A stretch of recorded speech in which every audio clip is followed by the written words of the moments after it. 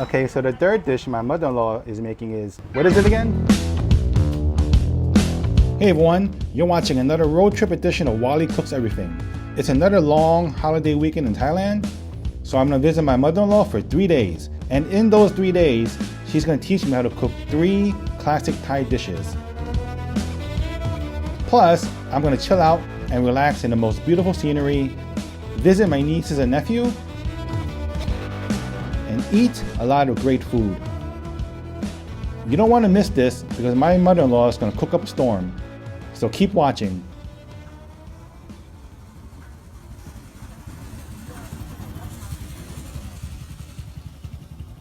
Hey everyone, Wally here, and as you can see today I'm not inside my kitchen, but I am at my mother-in-law's area, and it's early September. It's basically the unofficial Songkran festival because Songkran was moved back from April due to COVID. But anyways, during this Songkran festival, I'm staying at my mother-in-law's area for about 3 days.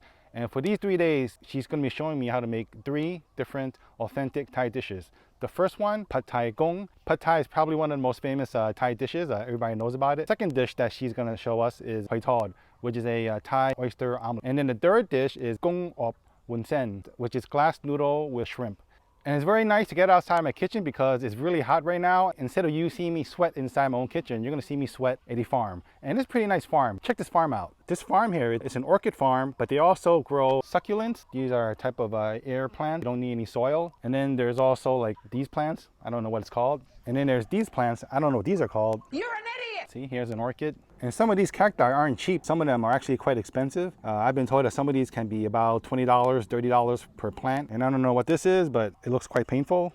So anyways, one of the reasons why I'm showing you this is because before all this COVID mess happened, I was planning to start a tourism business. A tourism business that focused in this area, which is Nakhon Pathom, which is about an hour and 30 minutes drive from Bangkok. So that was one of the reasons why I created my cooking channel, Wally Cooks Everything. Get people interested in Thai food. Maybe if they ever come to Thailand, they can come visit this area of Nakhon Pathom. So eventually, this table is where I'm going to set up a small kitchen. It overlooks a small pond, and I'm surrounded by succulents, cactus, and a bunch of other household plants. It'll be a nice area. Okay, so now that you took a look at my future kitchen, let's get to my mother-in-law showing you how to make Pad Thai, Hoy Tod, Goong Ob Woonsen. Okay, so let's get it.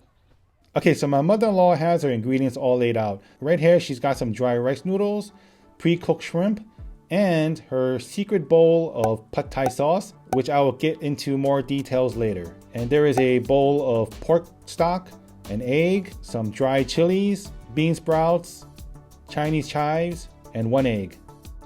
So the first thing she's gonna do is add in 1 egg, and she's gonna scramble it. Then she's going to toss in her dry rice noodles, and add some pork stock. These are scratch-made pork stock. And she has her fire set on medium-high. So right now she's just cooking the noodles with the pork stock. Now pork stock is not something that I usually see in a Pad Thai, and that's because there are many variations of Pad Thai, and this is her take on it. And because she adds pork stock instead of water, this is one flavorful Pad Thai. So right now the noodles is taking in all the flavors of the pork stock. Okay, so this is what's inside my mother-in-law's Pad Thai sauce. She has tamarind, some pork seasoning cubes, fish sauce, palm sugar, white sugar, cooking oil, and chopped garlic. And what she did was she took all these ingredients and basically made a reduction of the sauce so that all the flavors are concentrated, which is pretty smart. I've never seen it done this way, but so as I said, this is her take on the classic dish of Pad Thai. And she just basically eyeballs how much sauce to put in. And once she adds in the sauce, I tell you, you can smell it in the air. It's sweet, sour, and it just makes your mouth water. So after putting in her secret sauce, she adds in her shrimp.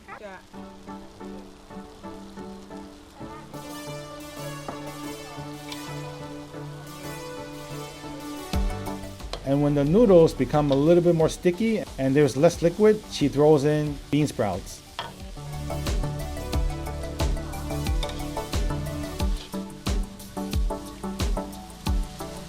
And once you know she throws in the bean sprouts and the Chinese chives, you know it's almost ready.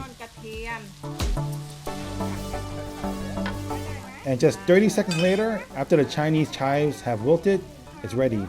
It's time to plate it. If this looks like a lot of pad thai, it is. My mother-in-law knows that I'm a pig, so she made extras. But for a typical order of pad thai, she would make about half the size.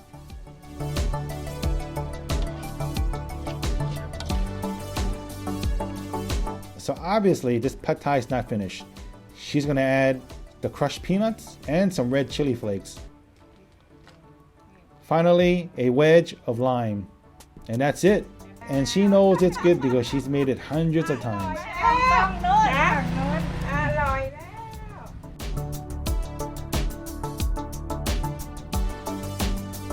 Here is my mother-in-law's pad thai, and I like the style. It's pretty good. I never had it like this. My mother-in-law makes it a little bit more wet, but I still enjoy it. So I'm gonna put some lime juice on top. Just give it a little bit of mix. So I'm gonna taste the noodles first. It's good. A little bit. It's sweet, it's salty, and as I said, my mother-in-law uses pork soup, so you have this little nice savory flavor. It's really good. It's really quite nice. And in the future, we're gonna have like tours, and then you can come here and you can actually learn how to make pad thai from my mother-in-law, so it'll be fun times. Okay, so it's day number 2 of my Songkran holiday in the Nakhon Pathom. And today I went to my sister-in-law's home. She's having her home blessed. After the house blessing ceremony, the monk came out to bless the people, including me. But it certainly didn't help because afterwards, it started really raining hard.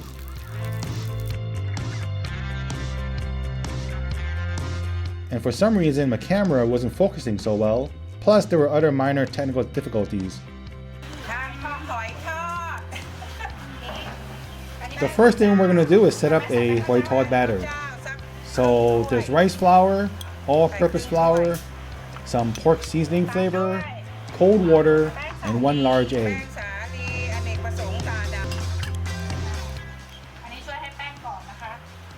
So as you can see, my mother-in-law doesn't measure the ingredients. She basically goes by how the ingredients look. They make these dishes so many times that they don't even need to measure it exactly. So right now my wife is helping mix up the batter. She's trying to take out as much lumps as possible at this point before my mother-in-law adds in 1 egg.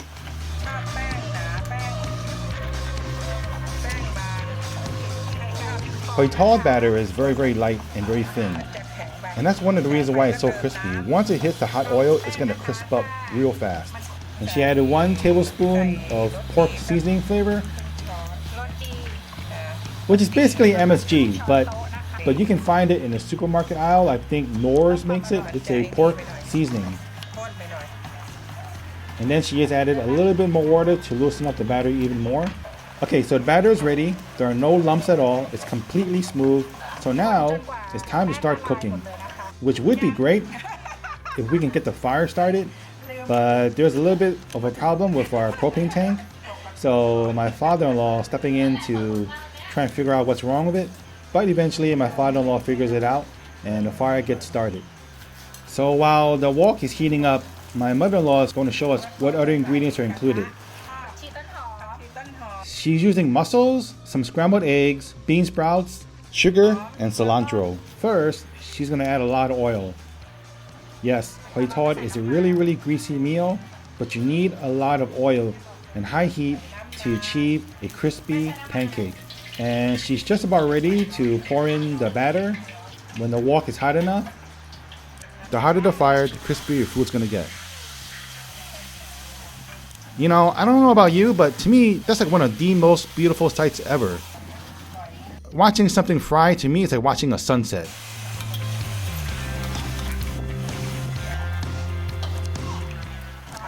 So once that the batter is set, it's time to add mussels and some scrambled egg. And just let it fry for a few seconds, and then it's time to flip. Look at that. It's beautiful. It's got a nice crust. Just by looking at it, you know it's crispy. And right now she's cutting it in. She's just trying to break it up so that it'll cook a little bit faster. And you can even hear some of the crispiness. Man, is your mouth watering? Mine is. And now just some finishing touches. Some mung bean sprouts. a little touch of sugar, and finally some cilantro. And that's it, it's set. She's going to put it on the plate now and add some chili sauce. Okay, so it's time to give my nieces and nephews some YouTube time. Don't let their faces fool you, okay? They love it. It's just that they know that they're going to be on YouTube, so they're trying to ham it up.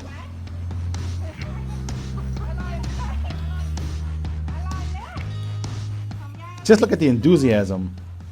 But trust me, they love it. And so do I.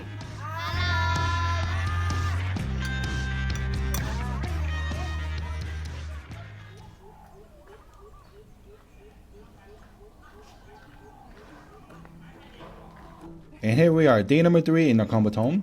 It's a beautiful morning and we're walking through my sister-in-law's farm, taking a nice little stroll before we get to my mother-in-law's restaurant where she's going to show us how she cooks Goong Ob Woonsen. Goong Ob Woonsen is a very simple, easy dish. I know I say that a lot of times, but believe me, this one, it is. Okay, so my mother-in-law is going to let us know what she puts inside her sauce. She has ginger, garlic, black peppercorns, coriander roots, oyster sauce, light soy sauce, dark soy sauce, palm sugar, and pork broth. I'm beginning to think that she puts pork broth in a lot of her foods, and that's why it tastes so damn good. And this is the pot that she'll be using to cook the Goong Ob Woonsen. Traditionally, a clay pot is used, but I've been seeing these more frequently. These type of pots are made of aluminum, I think. And then she'll add in the glass noodles, followed by the sauce. And some cooking oil, and 1 large egg. And then she's gonna mix it all up. And once everything is all mixed up thoroughly, guess what? She's gonna add more pork stock. That's right. I'm beginning to think that pork stock is a secret ingredient for almost everything. After the pork stock, she's gonna add a generous portion of prawns. And that's pretty much it. She's going to turn on the fire. Now cooking Goong Ob Woonsen is not exactly set it and forget it. It may look like it. You actually have to stir up the pot. So right now she has the fire on low heat. What she wants to do is basically reduce the amount of liquid inside the pot. So as you can see, the glass noodles have absorbed all the sauces and especially the pork broth. And ever so often she'll remove the lid so that the liquids can evaporate more quickly. But it's almost done. Goong Ob Woonsen takes about 10 to 15 minutes to finish cooking. And finally, because it's almost done, she's going to add some Chinese celery and just let the Chinese celery wilt. And just one final mix and it's all ready to eat. So the Goong Ob Woonsen is finished, and then some hungry customers came into my mother-in-law's restaurants, so she had to go cook for them, and my wife went to help too. So I was left alone with the Goong Ob Woonsen, and since I was so hungry I couldn't wait. I could smell the ginger, the peppercorns. Because the sauces of this Goong Ob Woonsen smell so good, I had to dig in. I mean, look at me, I'm like a vulture circling a dead carcass.